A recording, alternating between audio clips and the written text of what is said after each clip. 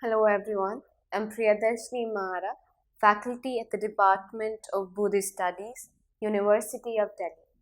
Today I would be discussing module number 20 with you, and this module is constituted in paper number 11 of Philosophy of Buddhism. Now when we look at this module, we see that it is titled as Three Characteristics of Consciousness, and this is called three swabhav. When we talk about three characteristics of consciousness or three swabhav, we see that this particular doctrine was given by the Yogacar school of Buddhism. If you remember, then in our other modules where we discussed about the philosophy of Yogacar Buddhism, we have in detail, not really in detailed exposition, but in summarized way, we have already talked about three characteristics of consciousness. However, here we are going to deal with these three characteristics in details. Now, before we get into three swabhav, I would give you a brief background of the Yogacar school, because in between we skipped a lot of modules that were not of Yogacar, so I guess you must have forgotten. So here I would be repeating a bit of Yogacar school for you. So the Buddhist philosophical school of Yogacar was established in the frames of Mahayanist Buddhism, and it is one of the most complex and interesting phenomena of the philosophical trends of traditional India. It exerted notable influence not only on the formation of Buddhist philosophical thinking in different regions of Buddhist world like China, Tibet, Korea, but also on the native cultural tradition of those regions as well. It rather enough to mention here non-Confucian branch of Zisu in its historical development from Wang Yangming up to such contemporary post-Confucius as Liang Shumig and especially Zhongxi. But the researches into these trends of thought have not been completed yet. Thus, in the Russian Buddhist studies, with an exception of the classical works of Shabasky dedicated to the logical epistemological branch existing in the frames of Yogacar, particularly there are no serious studies of this school, and the scholarly translations of the principal text of Yogacar are also lacking. Here, I would like to discuss the question of existence of different trends within the frames of this philosophical school. It is usually conceived that synonymous name for the title Yogacar, which is school of the practice of yoga, is Vidya-mitra, and that is the doctrine of consciousness. The maxim, all three worlds are mind only, its locus is Bhumika Sutra, thus Bhumika Sutra, and expresses the principal doctrinal essence of this school as teaching which examines mainly just the problems of mind and consciousness. But not all the representatives of this school used the term Vigyanvad for its self-denomination. It is also true regarding other denominations of Yogacar which are also conceived to be synonymous, like Vidya-mitra, Chit-mitra, etc. It must be said that every outstanding representative of this school who established the sub-school of his own preference to use his own denomination of his new branch. This difference in self-denomination reflected rather subtle distinctions between the trends developing in the frames of the general paradigm of the Yogachar thinking. On these foundations, it seems to be possible to define the following sub-traditions of this school of Buddhist philosophy.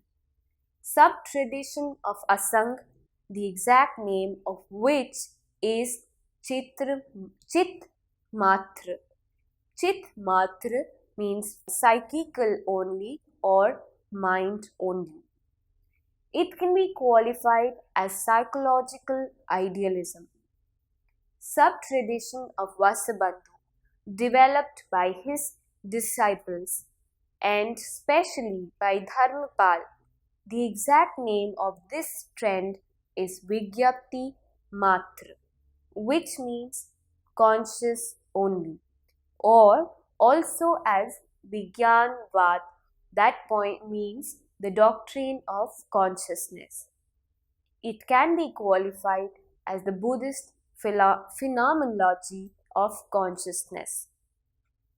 Sub-tradition of Dignath, Dharmakirti, originated from Vasubandhu's sub-tradition. As it is well known, Dignath was a disciple of Vasubandhu and Dharmakirti was a disciple of Dharmpal. And its proper name is, when we talk about the sub-tradition of Dignath and Dharmakirti, which originated from Vasubandhu's sub-tradition, we see that it is called Swatantrik Yogachar. It can be qualified as logico-epistemological branch of the Yogachar school. So we see that we have different exponents coming in and spreading or taking further, bringing out certain trends from the Yogachar school. Yogachar defined 3 characteristics of consciousness. When we talk about Yogachar idealism, they are pointing out to refutation of any external entity other than the mind. So mind for them is the only real thing, and rest everything, even the body and that which lies beyond the mind, is mere mental construction. So now they give 8 types of consciousness, which includes all the types of sense organ consciousness, then Klisht Manovinyan, and then Alya Vinyan, and along with the sense organs, there is mind. So that together makes 8 types of consciousness. Now they define 3 characteristics of these consciousness, and that is called Tri Swabhav Nirdesh. Is an extremely significant treatise written by the Yogachar master Vasubandhu. Now this treatise consists of 38 stanzas explaining the concept of 3 natures or 3 swabhav, or the 3 distinguishing characteristics called 3 lakshan. So here when we look at the 3 swabhav nirdesh, we see that it is one of the most important texts of Yogachar school, and it consists of 38 stanzas, and these stanzas explain the concept of 3 natures, which is known as 3 swabhav, or the 3 distinguishing characteristics known as 3 lakshan. It is primarily an exposition of the ontological basis of the subject-object dichotomy as understood in terms of Yogachar view, and is very important because it answers all fundamental questions raised concerning how we view the world in which we live. Here, Vasubandhu's aim is to show that the subject-object dichotomy that exists between the emerging ground consciousness, which is Alya Vinyan, and the ground of all phenomena, which is Dharm Dhatu, is born from a misapprehension of single reality that can be termed as Tattva.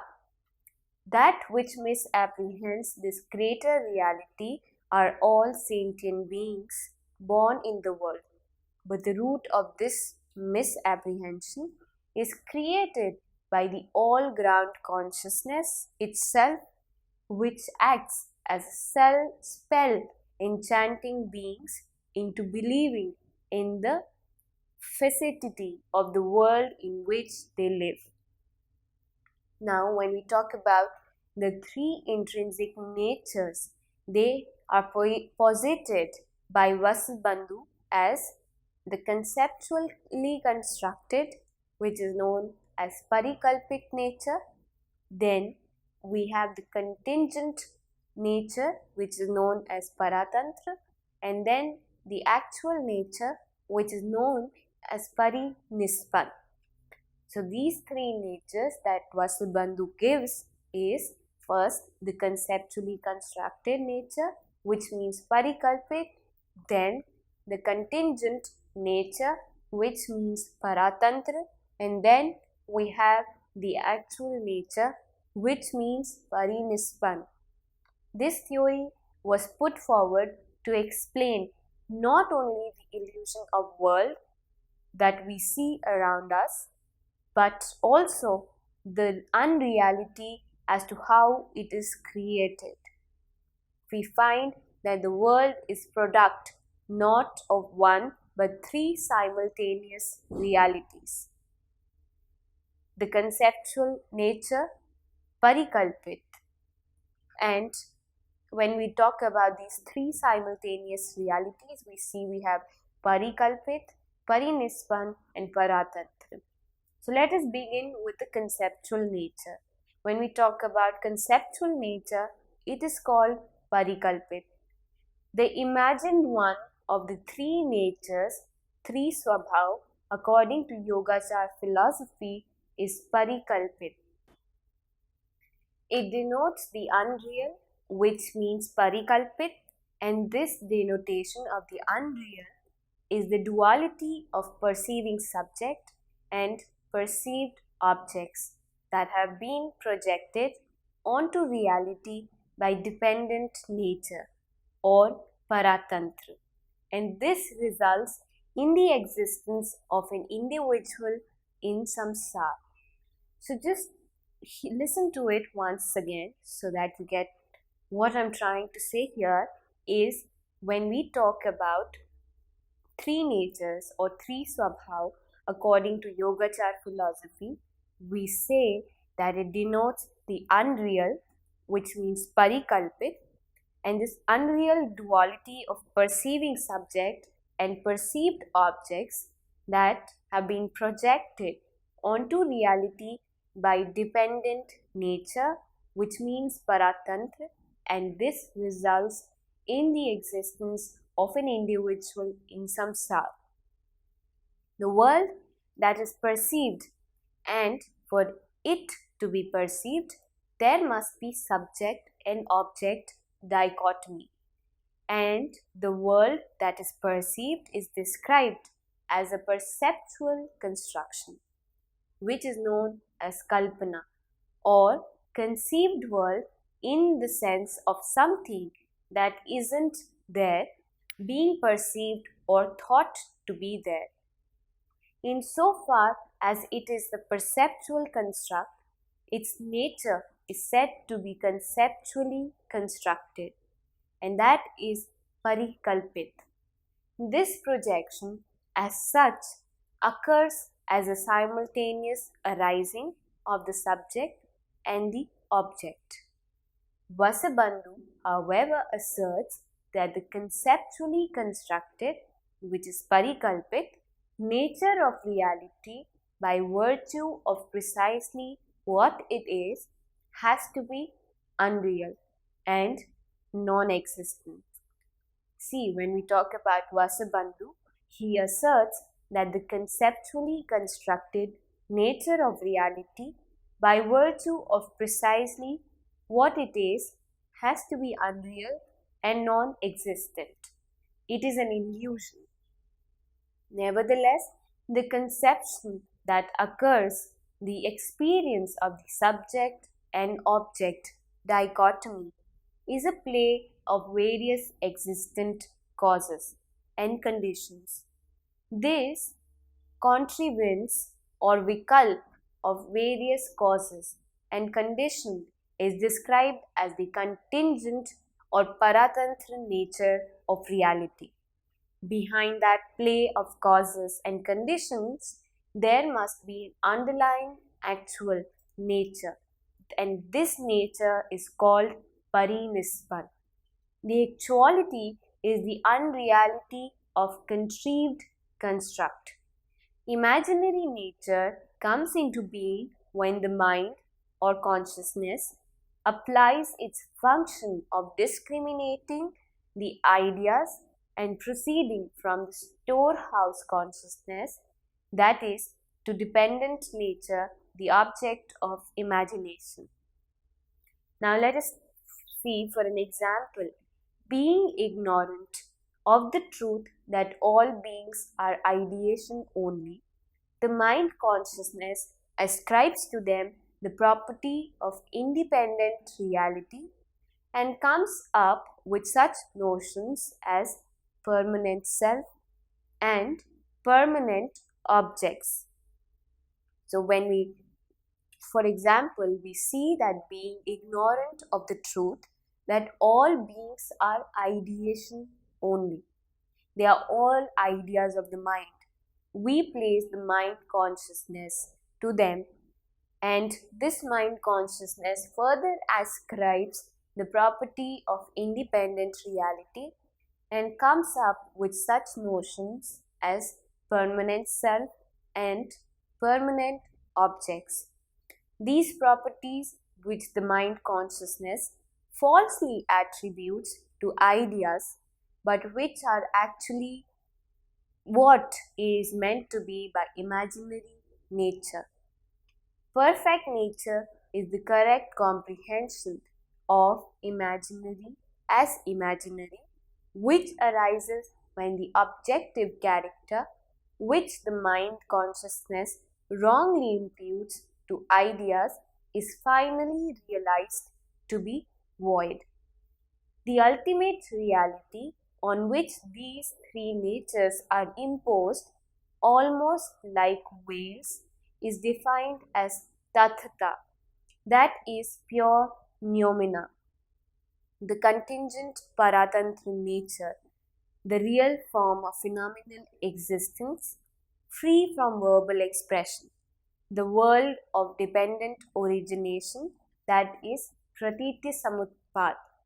The knowledge by which reality is examined is paratantra. Nothing is self-existent in the world.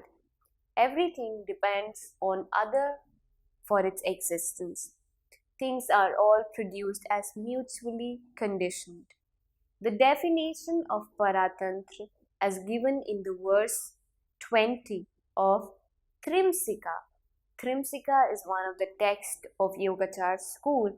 It presents paratantra as discrimination is produced by cause and condition, which indicate only the defiled paratantra, that is vikalp. Now pure paratantra is not vikalp, it is much as parinispan as paratantra. In the other word, that all minds and their associates, whether defiled or pure, are designated by the word vikalp. They are all capable of apprehending and perceiving objects. Therefore, the definition which is mentioned in the verse includes both the pure and defiled paratantras. So the actual parinispan nature, which is the ultimate reality, is complete and perfect, and it is real nature of all the dharma, which is revealed by knowledge of Pudgal. Shunyata, and Dharm Shunyata. So this Parinispan, when we talk about, we say that it is the ultimate reality and is complete and perfect real nature of all the dharma, which is revealed by the knowledge of Pudgal Shunyata and Dharm Shunyata. The expression Parinispan indicates universality, eternity, and reality we see when we look into Parinispan. Universality, when we talk about, is lacking in nowhere of the nature. When we talk about eternity, we say that non-birth, non-destruction. Then its reality, its non-falseness. It is different from the individual characteristics of dharma, which is not universal. And it is also different from the common characteristic, which is eternal, and from space and the self, which are not real.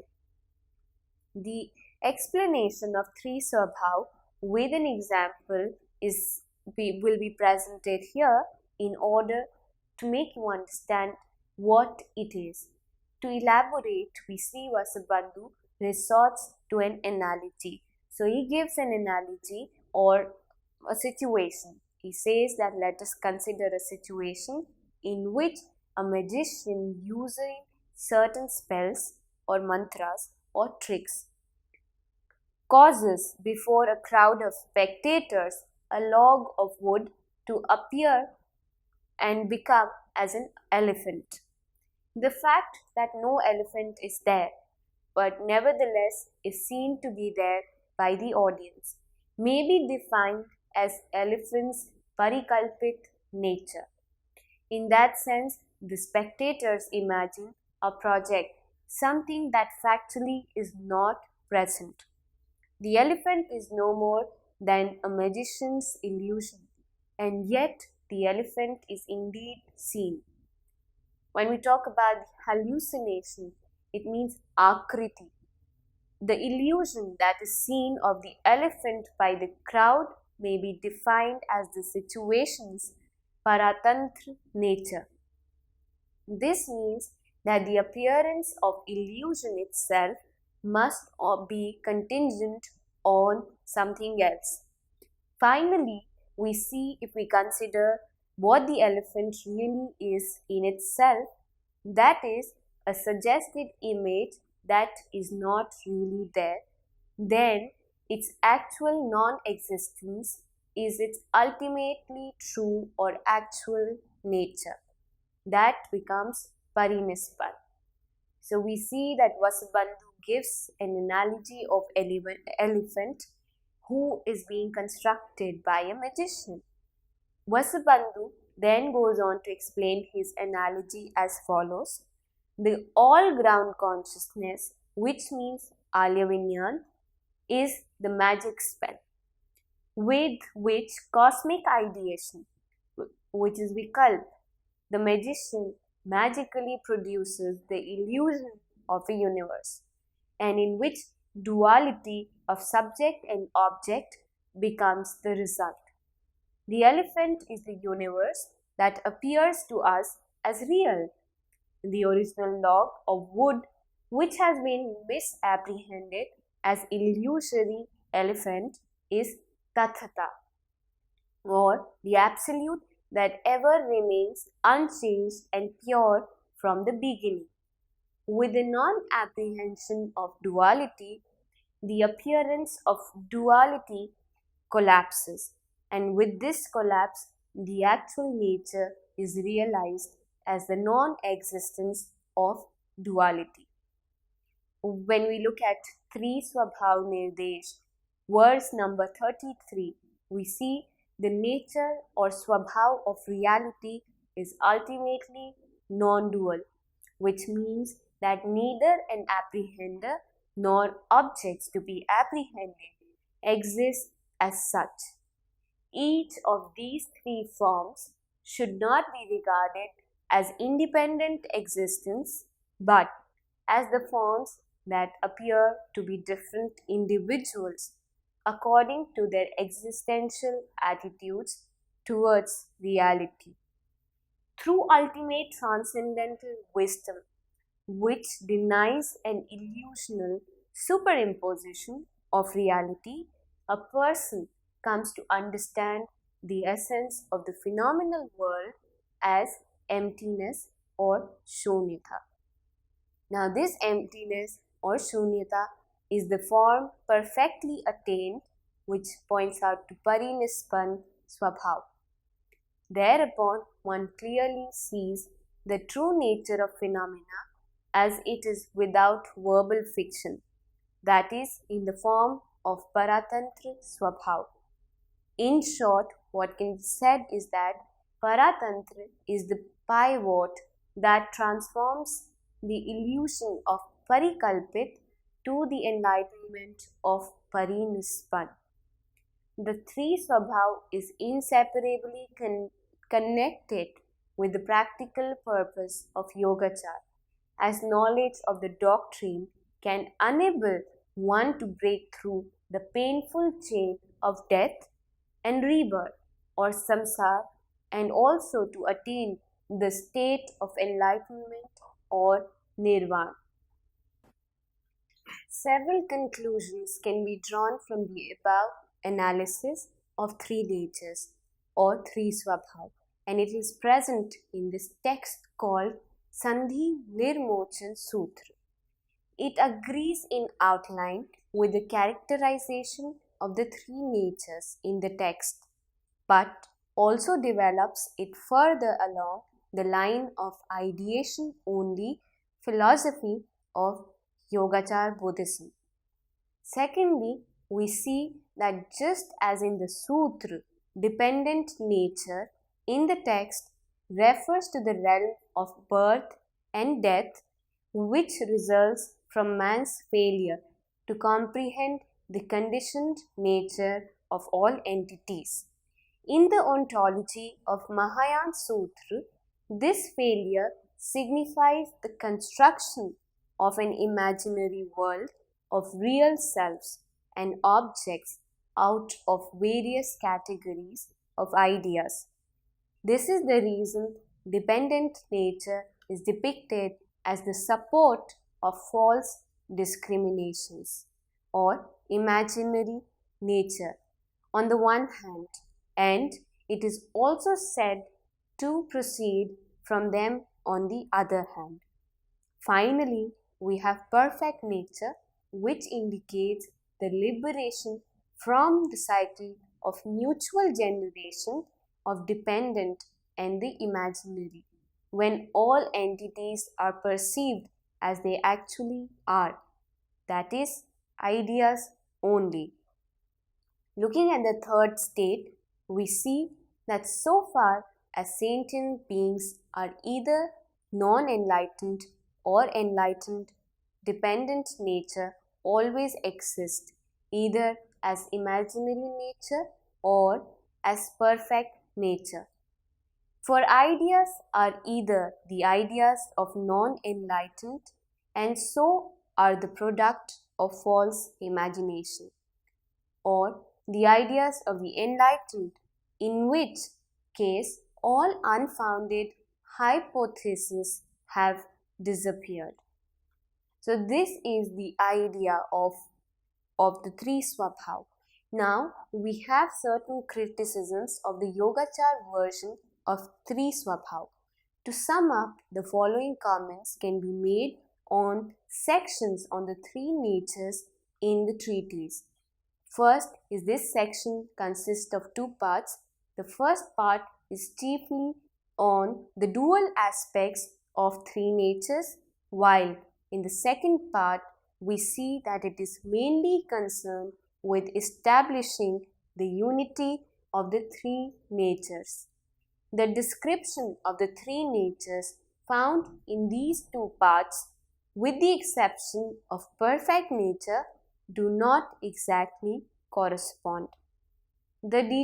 Secondly, we see that the detailed discussion on the dual aspects of three natures is given by Fasang, most probably with the intention of showing that long-standing disagreement between Madhyamik and the Yogacharans on the subject of three natures is actually unreal, and that when correctly interpreted, these three nature doctrine, traditionally closely allied to Yogachar Buddhism, can be used to illustrate the Madhyamik principle of middle way.